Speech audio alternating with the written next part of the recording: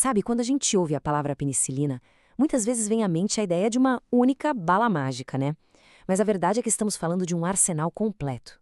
A história da penicilina não é sobre um único remédio, mas sim sobre uma família inteira de antibióticos e uma batalha fascinante e contínua contra as bactérias. Pois é, por que tantos nomes diferentes na farmácia? Essa variedade toda não apareceu do nada. Ela é um resultado de uma verdadeira corrida armamentista que já dura décadas entre a nossa ciência e a incrível capacidade de adaptação das bactérias. Cada nova penicilina é, na verdade, uma nova arma desenhada para superar as defesas de um inimigo que, olha, simplesmente não para de evoluir. A história começa em 1928. Alexander Fleming volta de férias e percebe que uma de suas culturas de bactérias foi contaminada por um mofo, o Penicillium. E o mais incrível, ao redor do mofo, as bactérias estavam morrendo. Foi um momento eureka, mas a descoberta ficou meio na gaveta por 10 anos. Foi só em 1938 que outros 2 cientistas, Howard Florey e Ernst Chain, pegaram essa ideia e finalmente conseguiram isolar a substância. E o que realmente acelerou tudo? A Segunda Guerra Mundial. A necessidade desesperada de tratar infecções de soldados feridos impulsionou a produção em massa, e a penicilina virou um salva-vidas. O reconhecimento veio em 1945, com o Prêmio Nobel para os 3. Ok, a história é fantástica, mas como é que essa bala mágica funciona de verdade? Para a gente entender o poder dela, a gente precisa dar um zoom, entrar no mundo microscópico e ver o que ela faz com as bactérias.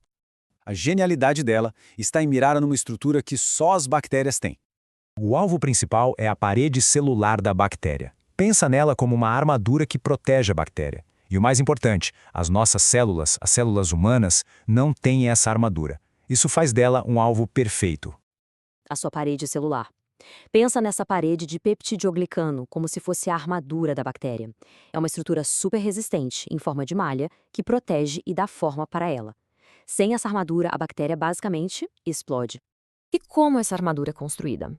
A bactéria tem uma ferramenta especialista para isso, uma enzima chamada transpeptidase. Imagina um operário de construção. Essa enzima pega os tijolos, que são os peptídeos deala, e vai unindo um no outro, construindo essa muralha protetora. É um processo super eficiente e vital para a bactéria. E é aqui que está o grande truque da penicilina. Dá uma olhada na semelhança entre o tijolo da bactéria e a parte principal da penicilina, o tal do anel beta-lactâmico. Eles são quase idênticos. A penicilina, na verdade, é uma impostora molecular. Ela se disfarça de bloco de construção para enganar a ferramenta da bactéria. É genial! E é exatamente aqui que a genialidade da penicilina entra em ação. Ela não tenta derrubar a parede que já está pronta. Ela sabota a construção. A penicilina é basicamente um tijolo falso, um bloco de construção com defeito que engana totalmente o mestre de obras. Imagina a cena. A transpeptidase, o nosso mestre de obras, vai pegar um dos seus tijolos de sempre, mas, por engano, acaba pegando a molécula de penicilina. A semelhança é impressionante, só que tem um porém. Quando a enzima se liga na penicilina, ela trava, fica permanentemente desativada. E sem o mestre de obras, a construção da parede para no meio, a estrutura fica toda fraca e a bactéria, ela literalmente explode. É um mecanismo de ação brilhante. Certo, agora vamos para a segunda parte, as primeiras defesas. Com essa arma em mãos, a medicina foi para o campo de batalha.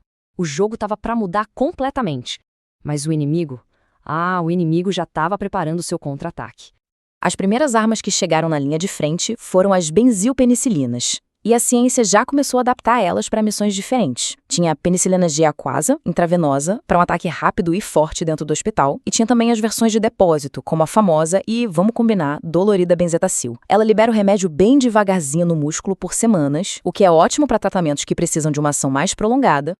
E quem eram os alvos iniciais? Principalmente bactérias gram-positivas, como o Streptococcus, que é o grande culpado por trás daquelas infecções de gargantas, laringites, as amigdalites. Mas a vitória mais espetacular foi contra o Treponema pallidum, a bactéria que causa sífilis. A penicilina simplesmente transformou o tratamento dessa doença, que antes era uma sentença de muito sofrimento. O sucesso foi gigantesco, principalmente durante a Segunda Guerra Mundial, onde salvou um número incontável de vidas de infecções em ferimentos. Só que todo esse sucesso acabou criando uma pressão seletiva enorme. As bactérias que por acaso eram mais resistentes sobreviveram e começaram a se espalhar. O contra-ataque era só uma questão de tempo. A penicilina original, a penicilina G, foi um marco, sem dúvida, mas ela não era perfeita, longe disso. Ela tinha falhas bem sérias, que as bactérias, muito espertas, logo aprenderam a explorar. E as limitações eram grandes. Primeiro, ela era destruída pelo ácido do estômago, então só funcionava se fosse injetada. Segundo, o espectro de ação dela era pequeno. Ela não conseguia combater muitas bactérias gram-negativas, que têm uma camada extra de proteção. E terceiro, talvez o mais grave, as bactérias começaram a produzir suas próprias armas. Umas enzimas que funcionavam como tesouras moleculares, picotando e desativando a penicilina. A guerra tinha só começado.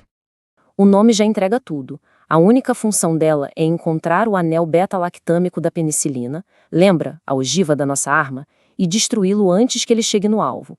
É uma defesa direta e, infelizmente, muito eficaz.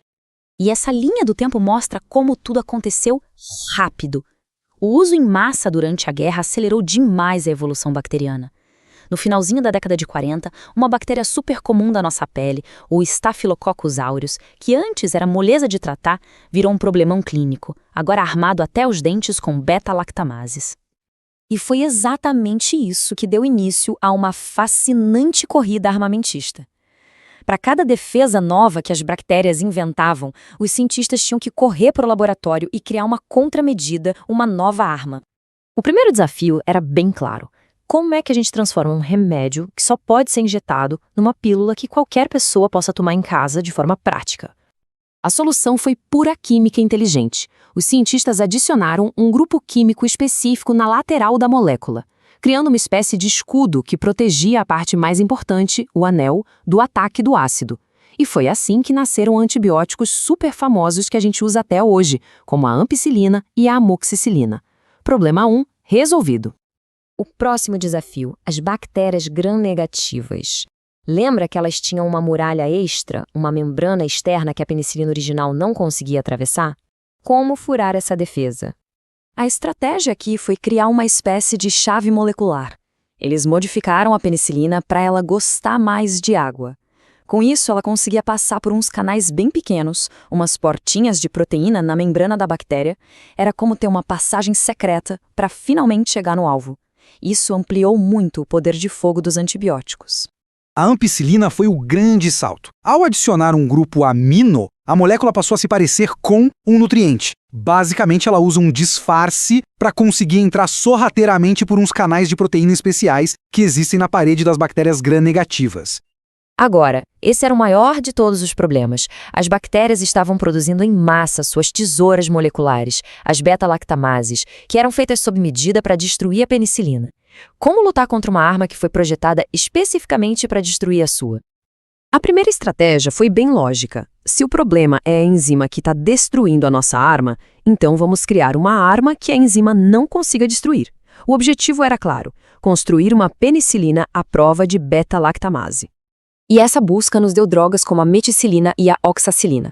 A solução foi muito engenhosa. Os cientistas basicamente adicionaram um grupo químico bem grande, bem gordão, na molécula. Esse grupo funcionava como um escudo físico, que simplesmente impedia a enzima beta-lactamase de chegar perto o suficiente para quebrar o anel. E por um tempo, funcionou super bem. Mas as bactérias são adversários muito persistentes. Elas desenvolveram um jeito novo de resistir. Em vez de destruir a meticilina, elas alteraram o próprio alvo da droga. Isso deu origem ao famoso e muito temido MRSA, o Staphylococcus aureus resistente à meticilina, uma superbactéria que virou um desafio de saúde global. Mas a corrida não parou aí. O desafio final era encarar as superbactérias de elite, como a Pseudomonas. E para isso, era necessária uma abordagem ainda mais especializada. E essa resposta foi a piperacilina, que é o auge desse design. Ela tem uma cadeia lateral super complexa, otimizada para duas coisas: penetrar na membrana da Pseudomonas e se ligar com muita força nas enzimas específicas daquela bactéria.